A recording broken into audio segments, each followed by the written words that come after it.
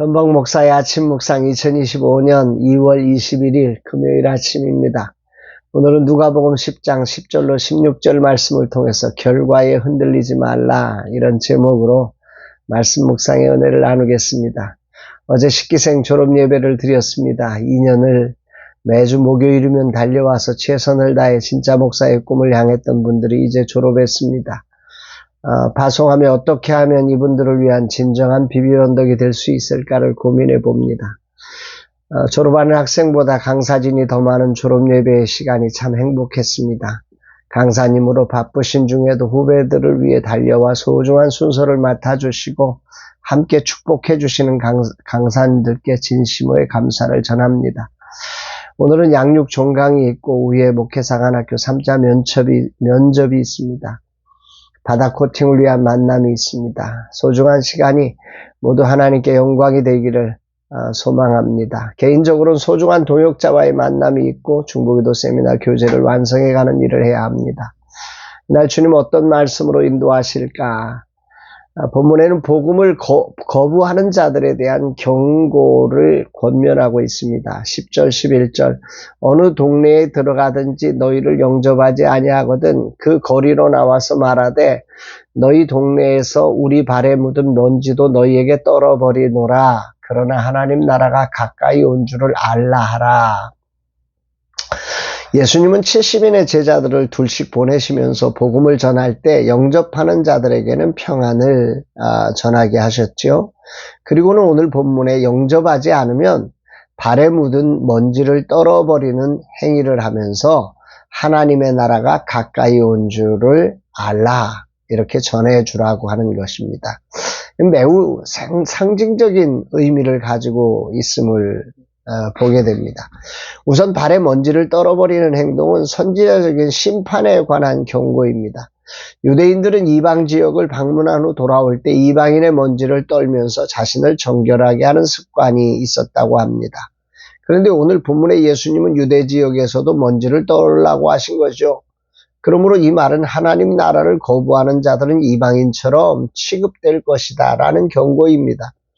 비록 이스라엘 백성이라도 하나님의 복음을 거부하면 하나님의 백성이 아니라고 하는 아주 강력한 메시지죠.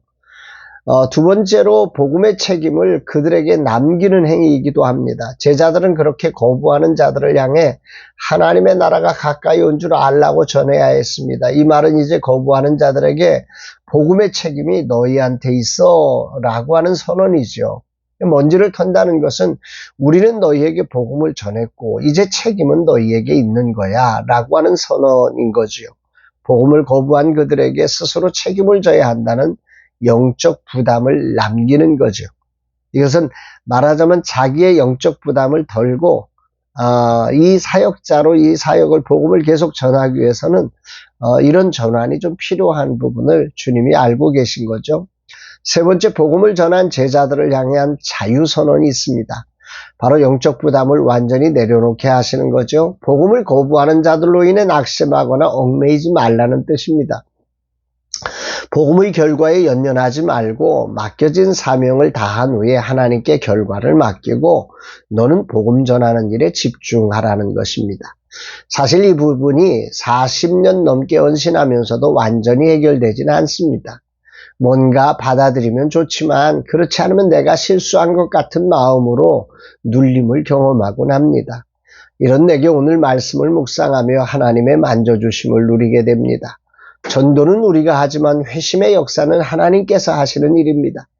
내가 최선을 다했다면 주님께 결과를 맡기고 거부하는 자들로 인해 고민하지 말고 하나님 나라를 전하는 일에 더 집중해서 나아가라. 이런 말씀인 거죠. 예수님은 하나님 나라가 이미 도래했음을 선포하셨습니다. 그러나 이 나라를 받아들이지 않는 자들에게는 더 큰 책임이 따름을 말씀하신 거죠. 더 많은 빚을 받은 자에게 더 큰 책임이 따른다는 원칙에 따라 복음을 직접 듣고도 거부한 자들은 소돔보다 더 큰 심판을 받을 것이라고 말씀하십니다. 이것은 복음을 거부하는 자들에 대한 강력한 경고지만 그러나 이걸 거꾸로 생각을 해보면 동시에 그들을 포기하지 않은 증거이십니다. 복음을 거부한다고 하나님 나라가 사라지는 것이 아니라 그들은 여전히 하나님의 부르심을 받고 있는 존재들이라는 말이죠. 그러므로 복음을 거부한 자들에게 원망이 아닌 긍휼의 마음을 품어야 함을 깨닫게 됩니다. 그래서 주님은 이렇게 말씀하시죠. 16절 너희 말을 듣는 자는 곧 내 말을 듣는 것이요 너희를 저버리는 자는 곧 나를 저버리는 것이요 나를 저버리는 자는 나 보내신 이를 저버리는 것이라 하시니라. 70인의 전도자를 파송하시면서 그들에게 이렇게 자상한 가르침과 용기를 주신 주님의 세심한 가르침이 오늘 내게 큰 위로와 지침으로 전해집니다. 어떻게 나가야 하는지, 무엇을 구해야 하는지, 어떤 고난이 기다리고 있고 그 고난의 자리에 어떻게 대처해야 하는지 하나하나 자세하게 가르치십니다. 특히 실망하지 않고 사역을 계속할 수 있도록 그들의 사역이 얼마나 중요한 것인지 용기를 주시는 주님을 묵상하며 감사와 찬양을 올려드립니다. 목사로서 복음 전하는 일을 하지만 거부하는 자들로 인해 낙심하지 말고 계속해서 복음을 전하라는 말씀이 가슴에 남습니다. 하나님 나라를 거부한다고 하나님 나라가 사라지는 게 아닙니다. 여전히 가까이 와 있다는 말씀이 참 큰 감동이죠. 나는 단순히 복음을 전하는 기계가 아닙니다. 나는 하나님의 대사로서 평안을 전하는 자입니다. 복음을 거부하는 자들에게도 원망이 아니라 긍휼을 품고 결과에 연연하지 않고 꾸준히 복음을 전하는 것이 나의 사명이라는 말입니다. 그러므로 나는 전도자로서 복음을 거부하는 자들까지도 품는 넉넉한 마음을 성령님께 구합니다. 또한 결과에 얽매이지 않고 담대히 복음을 전하는 삶을 살기를 다짐해 봅니다. 주님 오늘도 하나님 나라를 선포하는 하나님의 대사로서 복음의 씨앗을 심는 하루로 살게 하옵소서. 나와 다른 이들을 성령 안에서 품고 이 사명을 온전히 감당하여 하나님 나라를 증거하는 날 되게 하옵소서 고백합니다.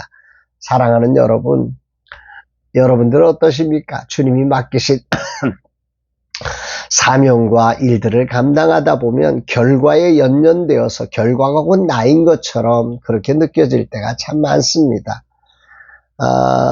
내가 설교를 잘못하면 능력이 부족한 사람 같고 또 설교를 잘해도 영혼들이 변화되지 않으면 내가 뭔가 잘못해서 그런 것 같고 이렇게 결과가 나로 받아들이는 이런 세상을 우리는 살아가는 거죠.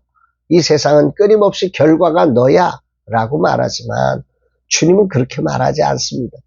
주님이 원하시는 충성은 결과가 아니라 주님의 마음을 품고 그 일을 오늘도 중단 없이 주가 맡기셨다는 믿음으로 그 일을 감당하는 일이라는 사실을 기억하며 오늘이라는 시간 결과에 의해서 마음을 빼앗기지 마시고 맡기신 보내신 거룩한 자리에서 맡기신 그 일에 오늘도 충성스럽게 그럼에도 불구하고 그 일을 계속할 수 있는 은혜가 우리 모두에게 충만한 날 되기를 주의 이름으로 축복합니다. 사랑합니다, 여러분.